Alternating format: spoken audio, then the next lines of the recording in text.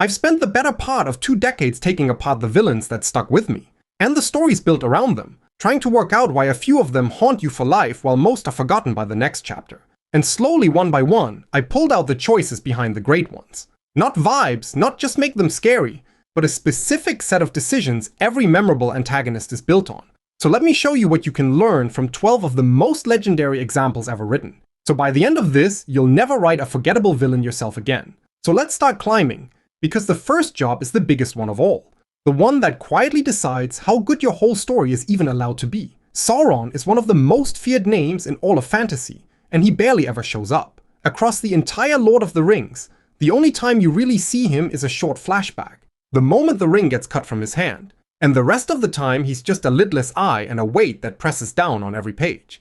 And somehow that's enough to carry 3 enormous books and a blockbuster film trilogy. So what is he doing up there? He's setting the ceiling. Your hero can only ever be as impressive as the thing standing against them.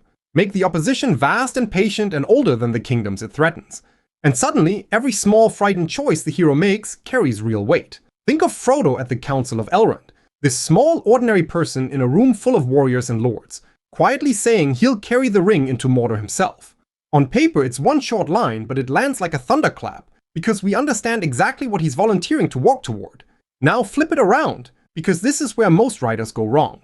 They pour everything into the hero, the clever magic, the wounded backstory, and then hand that hero a villain who's basically a speed bump with a cape, and the story sags in the middle, and they can't work out why. A weak villain caps the hero. The ceiling on your villain is the ceiling on your book. But scale on its own isn't enough. You can threaten the whole world and still leave a reader stone cold. That's the second job, and it's the opposite of scale. Make it personal. You felt the gap this one fills, even if you never put a name to it. You read a book where the villain wants to destroy the kingdom, or plunge the realm into darkness, and you keep waiting to feel the danger, and it just never arrives. A threat to everything is a threat to nothing in particular. Our brains don't grab onto the world, they grab onto a person, so the strongest villains aim straight at the hero. Voldemort is a genocidal dark wizard, sure, but that's not the part that works. The part that works is that he's welded to Harry specifically. A prophecy ties the two of them together. A fragment of his soul is buried inside the boy. He killed Harry's parents and left him with that scar before he could even walk. And notice how the fear arrives before he does. A whole society refuses to say his name, calling him you-know-who or he who must not be named. It's the same move the real-life Cray twins pulled off. Gangsters whose name the story goes, you simply did not say out loud. The dread shows up ahead of the man. If Voldemort works by hiding, the dread arriving before he does, Smaug works in full view.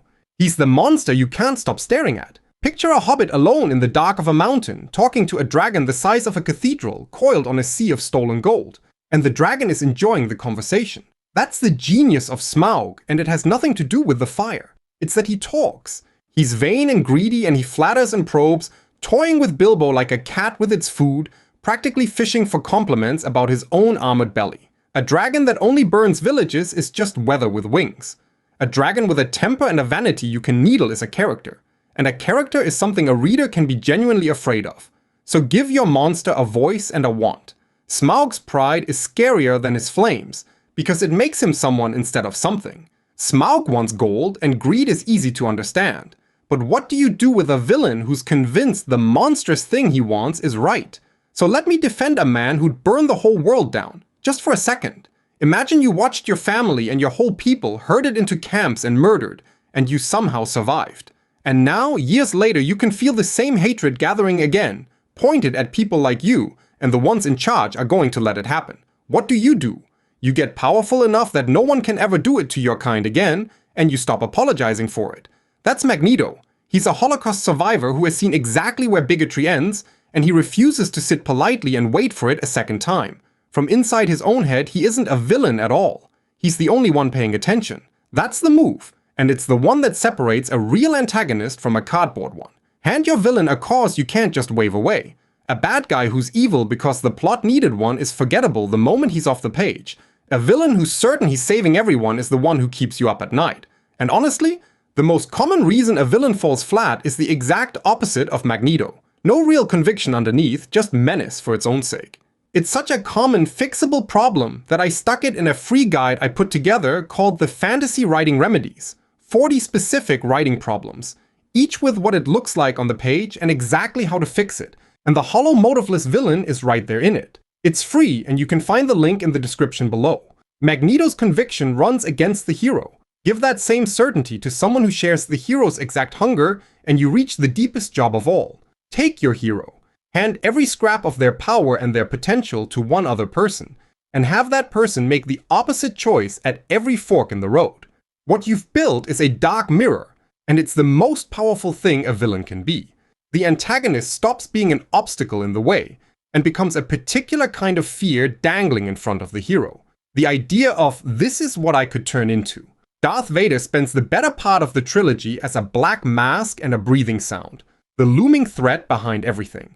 And then, on Cloud City, with the hero already beaten, his sword hand gone, dangling over the void, he says it, "Luke, I am your father."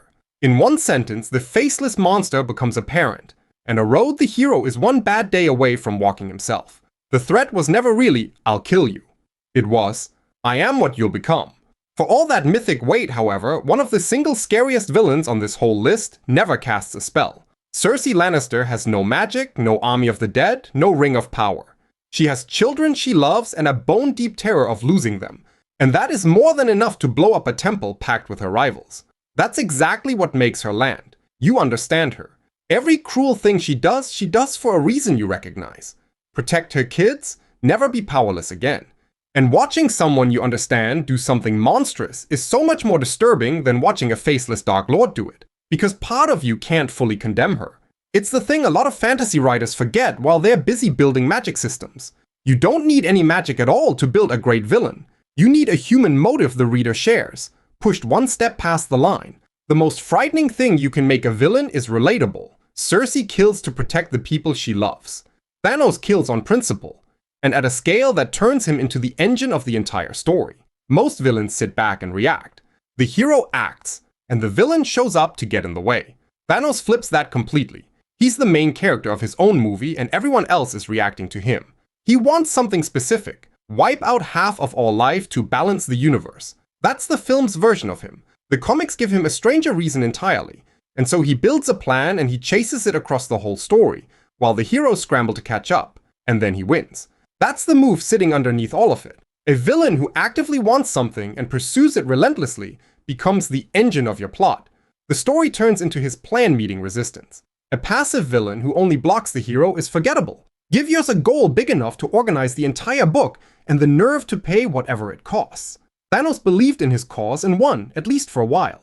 Skeletor believed in his just as hard and lost every single week for decades, and somehow ended up more beloved than half the heroes who beat him. He's a blue-skinned sorcerer with a bare yellow skull for a face and a ram-headed staff, and for years he schemed to crack the secrets of Castle Grayskull and rule all of Eternia. He never managed it once. His plans were absurd, and He-Man swatted him down before every episode's credits rolled. He bickered with his own henchmen like a put-upon middle manager, and he is still one of the most recognizable villains who has ever existed. That's the lesson nobody expects. Personality beats competence. What makes Skeletor endure has nothing to do with power or cleverness. He's gloriously, theatrically committed to being evil, and wrapped in a design you'd recognize in a single frame. A villain who never wins can still be unforgettable, as long as he's unforgettable to watch. So don't confuse an effective threat with a great character. Give your villain a personality so big it outlives the plot. And if you want to build a whole cast of villains that memorable, each one pulling real weight in your story, that's exactly what my complete system for writing your fantasy novel is built for. It takes you from a blank page to a finished manuscript, with the proper design of a story-shaping antagonist included. Links in the description below if you want to find out more. Every villain we've walked owes something to one blueprint. The book that taught the whole genre how to be afraid of the dark. Before most of these characters existed, there was Dracula, and back in 1897, Bram Stoker quietly wrote the rulebook everyone is still using. Notice what Dracula does not do. He doesn't stalk across the page every chapter monologuing. He's barely in his own novel. He has rules. He can't enter uninvited, and he has to sleep in boxes of his own native Earth. Daylight saps his strength too, and those limits make him feel real, like something you could almost plan against, which somehow lands scarier than an unstoppable force. He doesn't attack so much as seduce. he gets himself invited in. Stoker borrowed the name from a real warlord, by the way. Though how much he actually drew from the real history is debated. The Count is his own invention. So restraint breeds dread. Give your villain rules, keep him off the page more than feels comfortable, and let him charm before he strikes. Absence and seduction frighten harder than constant violence ever will. Dracula slips past your guard by getting himself invited in. Loki slips past it by making you laugh. He's the one grinning at the back of the scene, and somehow you're enjoying him more than the hero you're supposed to be rooting for. Loki is the trickster, and his weapon isn't strength. It's charm and pure unpredictability. In the Old Norse myths, he's a shapeshifter who talks his way into and out of everything, and engineers the death of the most beloved god in the whole pantheon before very nearly slipping away from the blame. You can't plan around him, because he doesn't follow rules. He follows whims. And because we genuinely like him, he can pull off something most villains can't. He can slide all the way over into anti-hero without anyone feeling cheated. So never underestimate charm. A funny, magnetic, unpredictable villain is the one a reader will follow anywhere, and the easiest one to redeem later if you ever decide to. Loki works the whole room. The White Witch never even enters it. You feel her in the weather. Picture a world locked in winter for 100 years. Not a cozy, snow-on-the-windowsill winter, a grey, joyless one, where the cold never breaks, and the one holiday that's supposed to push back the dark never ever comes. Nobody's monologuing. There's no villain on screen at all, but you already know somebody did this on purpose, and you already hate them. That's the White Witch, and C.S. Lewis barely puts her on the page. He shows you the world she built instead. Always winter and never Christmas. The cold itself does the characterizing, and that's the lever world builders leave on the table most often.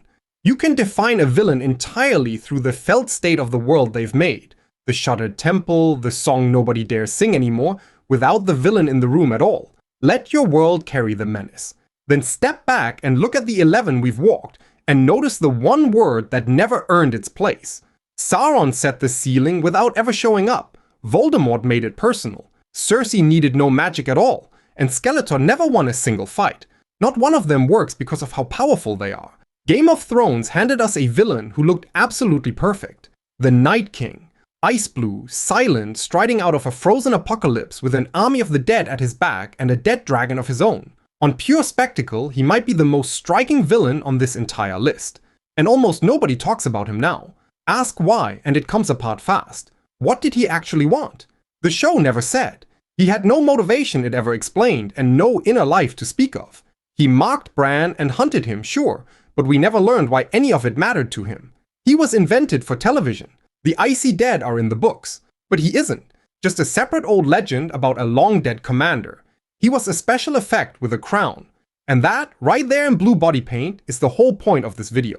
The Night King had every single thing we're told makes a villain great. The power, the spectacle, even a dragon of his own. And not one of the things that actually do. So the moment he was gone, he left no hole behind. Compare that to Sauron, who barely showed his face and left a crater you could see from space. The difference between them comes down to one thing, the job. So when you sit down to build your next villain, don't start with how strong they are. Start with the job. What does your villain want that your hero wants too? And what do they believe that makes them, in their own eyes, the good guy? Answer those two honestly, and you could strip away every scrap of their power and they'd still be the character your reader can't put down, long after they've forgotten who actually won. So build your villain around the job, and you'll have someone worth fearing. But even a perfect villain has one failure mode. He goes passive, waiting off screen for the hero to finish training before he acts. So watch this video here next, where I show you the best cure I know for a saggy middle. See you there.